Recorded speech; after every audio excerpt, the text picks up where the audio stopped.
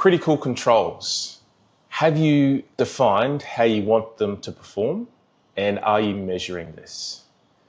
You've named your critical controls, but are you checking their health or just ticking boxes? Welcome back to the Safety Podcast, Safety Cast even. I'm your host, Christian Young.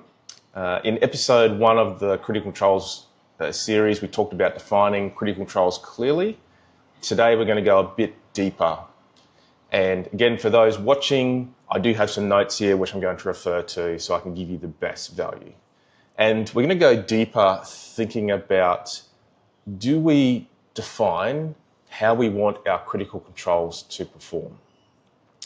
And we see this pattern all the time, don't we, where an organisation said, this is a critical control, we've done our bow tie, let's go and put it in place. There's a flurry of activity. And then over time, its effectiveness erodes. People move roles, systems change, and all the while this critical control is doing what we hope it's intended to do in the background, but there's less attention, and then one day it fails. And then we all get surprised, and hopefully no one was seriously hurt, and then we come back and we go, oh, well, we took our eye off the ball, now we need to go again. And why is that? And oftentimes we can see there's a common trend there, and it's around the fact that a lot of organisations haven't done the design work to say, how do we want this critical control to perform? And once we identify how we want it to perform, that then sets the criteria on what we can measure or audit or check on, so we can continue to monitor this control or critical control is performing the way that we want it to. And this is where the idea of critical control performance standards come in, as we define a whole host of things. I mean, the template that we use is quite large. Things like functionality, availability, reliability. So I like to give the example of a fire sprinkler in a building. We might say, okay, for a fire sprinkler in a building, what is availability? Okay, what's its availability as a percentage? And we might say, well, we want it to be available 100% of the time. That's our standard, that's our requirement. Then our next question is, we say, well, what's our supporting activities? What do we do right now as part of business as usual to ensure this fire sprinkler is available 100% of the time? And then we can identify, okay, well, we do monthly fire checks by an external party, and they will check its availability. Okay, that's great. Then our next question is, what management system ensures we do these checks on a monthly basis?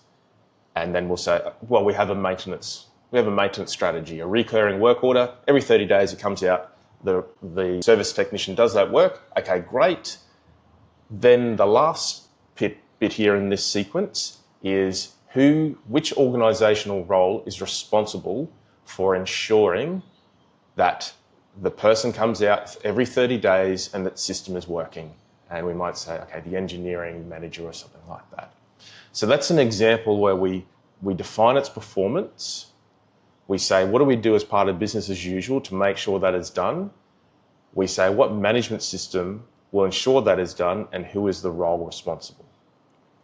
So once we've defined that, then we can then set up some audit criteria, can't we? We can say, okay, every 6 months, go and check the fire technician's reports. Did it meet our availability? Yes, no.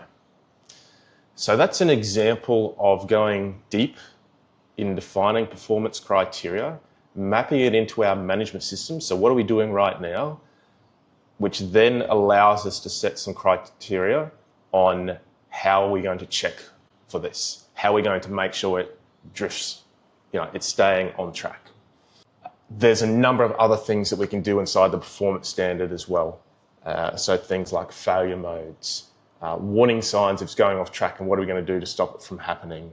What are some training and competencies? I mean, I can go on, and that's not the purpose of this podcast, except to say, to help us stop having our critical controls erode over time, a key idea is defining the performance requirements of the critical control and then setting up assurance activities against that criteria. So now the challenge is over to you. Does your organisation, one, have critical controls? If it does have critical controls, does it have assurance activities? Sorry, does it have performance standards set up? And if it does have performance standards set up, does it have assurance set up for those performance requirements? So that's it for today's episode on the Safety Cast. Next episode, we're going to talk about the process of selecting critical controls because we want to get focused on what are the critical few. Until then, stay sharp and stay safe. Bye-bye.